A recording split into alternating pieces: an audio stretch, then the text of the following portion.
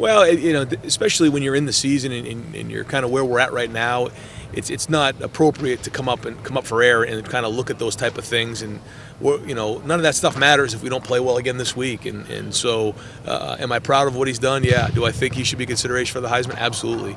But to sit here and tell you I know where he ranks and all that, and have thought a lot about it, I haven't. Ryan, when you have the offensive line play the way they did on Saturday, how much easier does that make your job when you're calling plays against the defense like that? Unbelievable. That's the key to the whole game. When you win a line of scrimmage, then everything changes. And not only running the ball, but in protection. And I thought they did. They dominated the line of scrimmage. Ryan, it looks like they're going off of that, losing Demetrius, and then that's obviously a huge blow. How prepared do you feel like Wyatt Davis and all those guys are to fill in that? Wyatt played in the game.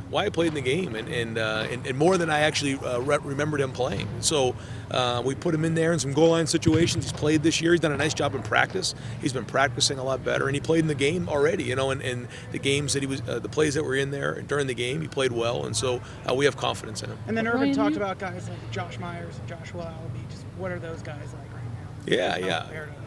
Good. Again, I think practice, really I think where we're going is our practices have got improved during the season. I think the offensive line have done a great job in practice, and so there's some depth there. Josh has stepped in, Wyatt now has to step in, and so again, a lot of progress being made there. Ryan, it felt like there were plays maybe that you hadn't run or shown until Saturday. Am I wrong with this, that there looked like there's some new wrinkles for you guys that you had for that game? We always have new wrinkles. I think that we were able to execute them. I thought the scheme was good, and we were able to put it on the field. But at the end of the day, it comes down to execution. They're all good plays when they work. But the guys did a good job. This might be a stupid question then for a playbook that might be constantly evolving, or depending on matchups. But is there still much more up your sleeve, more in reserve that you and Kevin and Coach Meyer have not had an opportunity yet to call? Well, every week, we go in there and we try to be a step ahead of the defense. We try to be creative, and there's a fine line there of being too over the top, where the guys are doing new things. They don't have confidence in what they do. Sure. I think when you do some of the same things but give the defense a different look, the guys play with confidence and speed. Ryan, you said that Dwayne's has a ways to go, I think is the way you put it.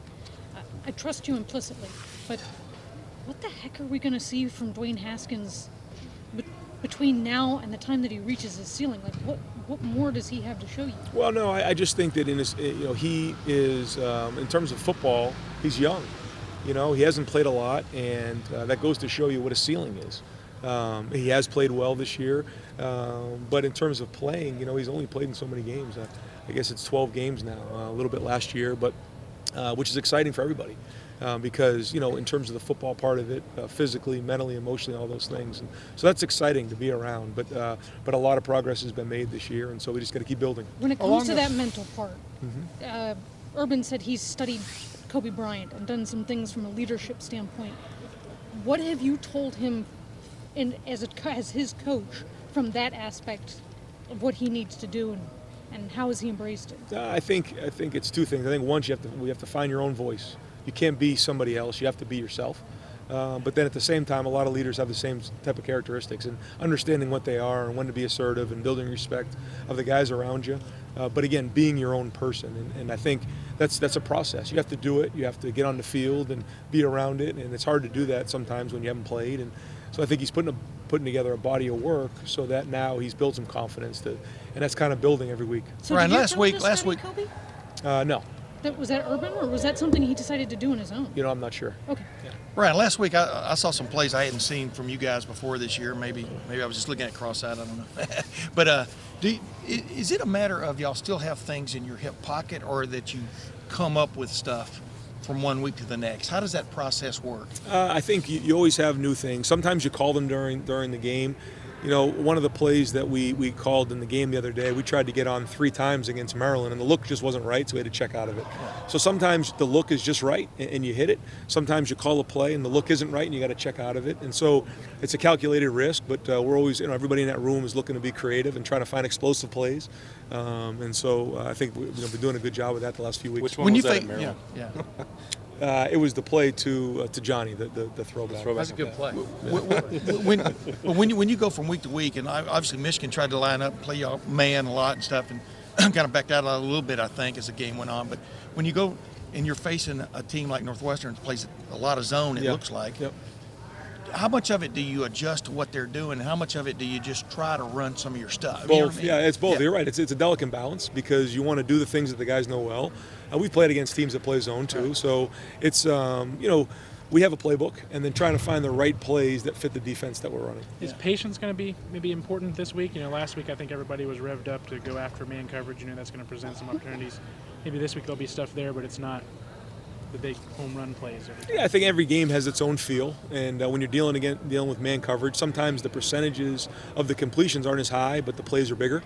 When sometimes you're playing against a zone team, it's a little bit more of a rhythm game and more completions, but maybe not as many yards. And so every game takes on its own personality, and this game probably will take on more of that personality. How tough of a nut it will be Northwestern's defense to crack? I mean, what stands out about them from your vantage point? They're tough. They've been in that system for a long time, the coaches and the players. They understand how you're trying to attack them. They don't try to give you as many looks or anything like that, but they understand what you're doing. They really study everything about you, and really quick to react. You can probably get a play or two on them, but then the minute you run that play, they're going to be on it and get that thing fixed and adjust quick on the move. Really smart and can diagnose plays. I went over Coming here. back to progress. Dwayne. Go ahead.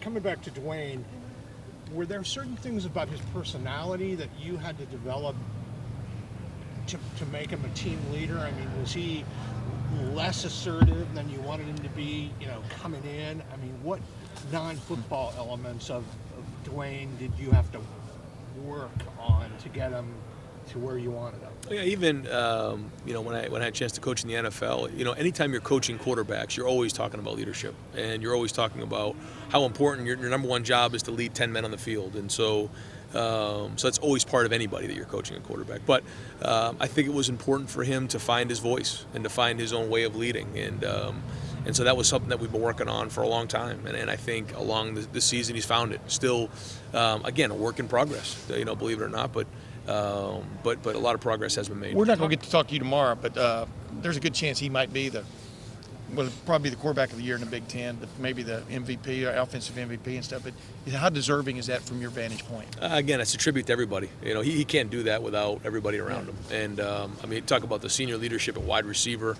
talk about that offensive line. Everybody involved in it. So I think if something like that were to happen, that would be an indication of the guys around him. And obviously he had to do it himself, but no way could he have done that on his own. But specifically him, he's been pretty accurate.